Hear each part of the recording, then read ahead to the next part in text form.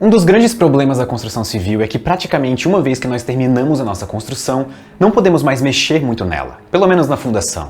E isso inclui o prédio ou casa em que você está nesse momento. E é natural que materiais trabalhem com o tempo, seja por dilatação térmica, tensão, microtremores de terra ou até pelo próprio envelhecimento do material. E isso gera o problema. Vamos supor que eu precise reparar as fundações de uma construção.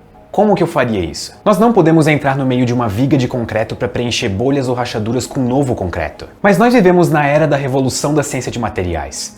E se conseguíssemos replicar algo que alguns seres vivos já fazem naturalmente em um objeto inanimado como o concreto? Vamos supor que eu sem querer me corte, e que não seja um corte profundo, seja uma coisa leve. Como nós todos estamos de prova ao longo da nossa vida, nós não continuamos carregando todo e qualquer corte na nossa pele.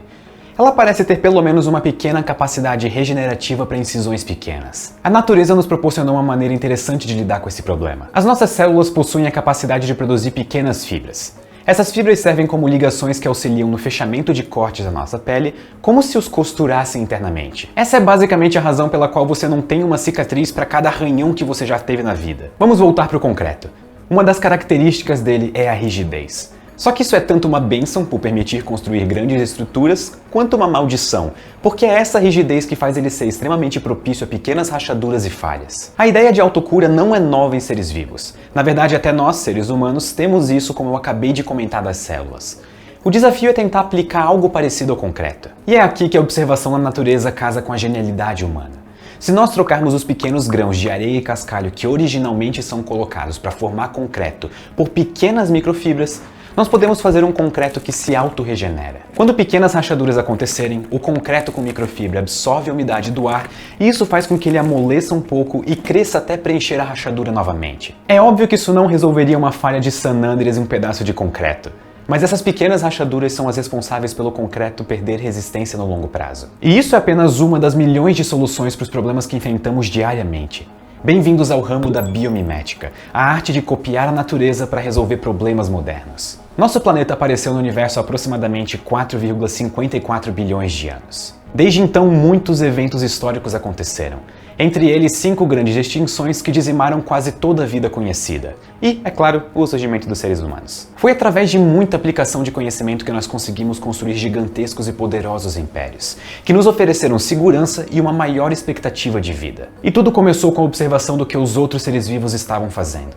Por exemplo, se eu estou no meio da selva e eu estou com sede, e eu vir algum outro mamífero tomando água de uma poça, eu provavelmente vou saber que aquela água é potável e eu posso tomar também. Hoje nós damos o nome de biomimética para essa prática de olhar para a natureza e tentar imitar as estratégias de sobrevivência. Através da biomimética nós estamos tentando encontrar soluções para os nossos desafios de design modernos. E o design é justamente a área do conhecimento que tenta não só melhorar a aparência de algo, mas também melhorar a sua função. Por que fazer com que as tarefas sejam torturantes se podemos tornar tudo ao nosso redor mais prático e desperdiçar menos do nosso precioso tempo? Pense que maravilhoso poder liberar mais tempo para poder procrastinar mais. Nós modificamos a natureza desde que nós começamos a fazer nossas ferramentas e facilitar as nossas vidas. Mas apesar de termos o cérebro mais imaginativo que nós conhecemos, nós temos uma desvantagem em relação aos outros seres vivos: tempo. A vida teve pouco menos de 4 bilhões de anos para surgir, morrer, se adaptar e aprimorar. Enquanto isso, nós começamos a produzir aviões há pouco menos de 100 anos. O contraste é que existem aves voando há pelo menos 100 milhões. Tudo bem, não a mesma ave, porque elas morrem dentro de um certo número de anos, mas vocês entenderam. Muitas excelentes soluções de design já foram encontradas por outros seres vivos que não são seres humanos. Um bom exemplo é o caso das colmeias de abelhas, que contêm favos com padrões hexagonais capazes de armazenar mel na maior área possível com o menor perímetro. Isso significa que as abelhas são capazes de construir, gastando a menor energia possível, a melhor estrutura repetitiva para armazenamento. Esse conhecimento só foi demonstrado no ano de 1999 pelo matemático Thomas Hales. Mas a ideia de que os seres vivos que hoje vivem entre nós são aqueles que apresentam as melhores e mais eficientes adaptações já é bastante antiga. Essa ideia ficou mundialmente conhecida através do biólogo Charles Darwin e as suas publicações sobre a seleção natural, que é uma das maneiras como a evolução biológica se manifesta. E um dos pontos mais interessantes da evolução biológica é que ela significa mudança, ela significa adaptação. O processo de evolução não tem um fim, ele não tem um objetivo.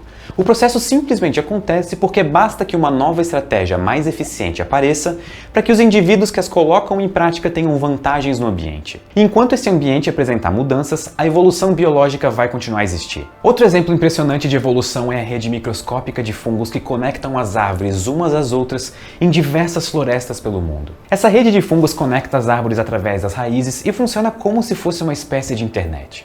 Mas ao invés de transportar dados, transporta moléculas de uma árvore para outra, incluindo moléculas que permitem a comunicação entre as árvores. A semelhança é tão grande que nós podemos chamar essa rede de WWW, ou World Wide Web, fazendo uma referência à nossa querida rede mundial de computadores. A maioria das árvores menores seriam nossos computadores. As maiores e mais antigas árvores seriam os hubs. E claro, os filamentos de fungos seriam os cabos submarinos ligando tudo entre si. E esses dois exemplos são ainda mais impressionantes. Porque para que nós fizéssemos o mesmo que abelhas e árvores, nós demoramos milhares de anos. Milhares de cérebros humanos ficaram dedicados a encontrar soluções parecidas. As nossas estruturas de engenharia baseadas em colmeias ou mesmo a nossa internet vieram através de muito desenvolvimento e tecnologia. Nós tínhamos um plano. Árvores, fungos e abelhas, não. As estruturas da natureza foram sendo construídas passo a passo durante o tempo, com tentativas bem-sucedidas sendo mantidas, enquanto as novas iam se somando. Mas nós só começamos a implantar a biomimética lá na década de 90, com o objetivo inicial de aumentar a eficiência energética. Nós nos inspiramos na arquitetura de cupinzeiros para melhorar a circulação de ar em edifícios e também nas nadadeiras de baleias para projetar as turbinas eólicas. O trem-bala japonês pode viajar a 300 km por hora, mas o barulho que ele fazia quando entrava nos túneis era tão alto que ultrapassava qualquer padrão ambiental, além de incomodar os moradores próximos. O problema eram as ondas de choque por causa do ar deslocado a altíssimas velocidades pelo bico do trem.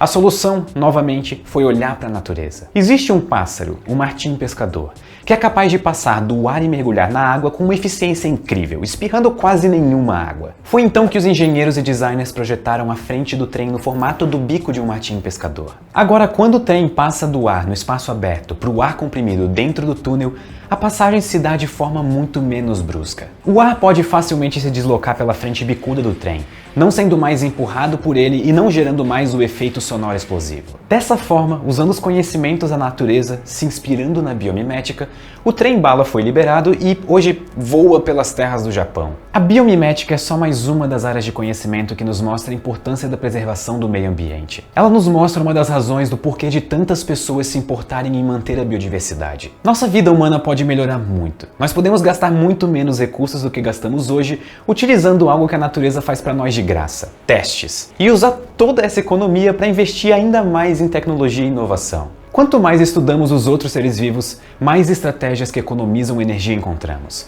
Mais próspera será a humanidade nas futuras gerações. Uma coisa é certa: quanto mais estudamos a vida, quanto mais estudamos as diferentes formas de vida, mais nos damos conta que ainda temos muito para aprender. Afinal, nós estamos criando ferramentas e modificando o mundo há alguns milhares de anos, enquanto a natureza teve pouco menos de 4 bilhões de anos para isso. É tipo comparar o conhecimento de alguém que estudou por 80 anos a mesma coisa com alguém que acabou de nascer. E, por enquanto, a vida terrestre é toda a vida que conhecemos nesse imenso universo. Nós temos sorte suficiente por dividir esse planeta com seres que desenvolveram milhões de estratégias para sobreviver. Através da biomimética, nós podemos, no futuro, dominar todas essas estratégias e viver nesse planeta com a melhor eficiência possível. Muito obrigado e até a próxima.